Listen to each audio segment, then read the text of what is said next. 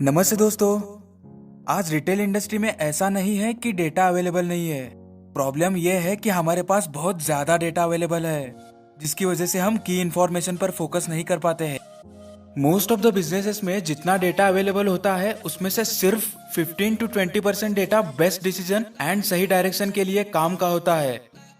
हम सब अपना बिजनेस ग्रो होता देखना चाहते हैं, जिसके लिए एक सही डायरेक्शन की जरूरत है। और सही डायरेक्शन हमारे daily choices and day to day decision पर डिपेंड होता है। रिटेल बिजनेस में वो क्या चीजें हैं जिस पे फोकस करके हम बिजनेस को एक सक्सेसफुल यूनिट में कन्वर्ट कर सकते हैं। दोस्तों, हमें रिटेल में बेस्ट डिसीजंस लेने के लिए की परफॉर्मेंस इंडिकेटर पता होना काफी जरूरी है। वही हमें एक सही डायरेक्शन पर नेविगेट कर सकती है।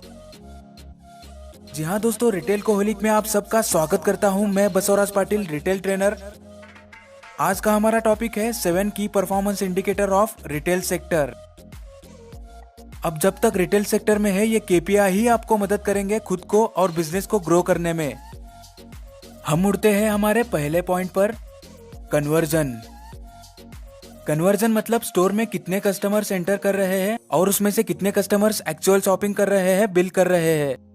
अगर हम फॉर्मूला की बात करें तो टोटल नंबर ऑफ बिल्स मतलब कितने कस्टमर्स ने एक्चुअल बिल किया अपॉन टोटल फुटफॉल, यानी कितने कस्टमर्स स्टोर में एंटर किए हैं, इनटू 100।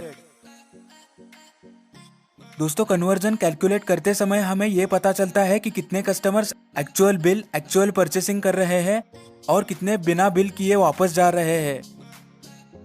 तो जो परचेसिंग कर रहे हैं उसका परसेंटेज कम रहेगा, तो हमें यह समझ जाना चाहिए कि कुछ गलत हो रहा है।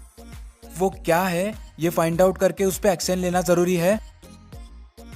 हम एक आसान एग्जांपल से समझेंगे कि कन्वर्जन क्या है। समझो स्टोर में 150 कस्टमर्स आए हैं और 150 में से 60 कस्टमर्स ने बिल किया, शॉपिंग किया, परचेसिंग किया। तो टोटल बिल्स है 60 और टोटल फुटफॉल है 150 इंटू 100। तो हमारा कन्वर्जन हो गया 40%।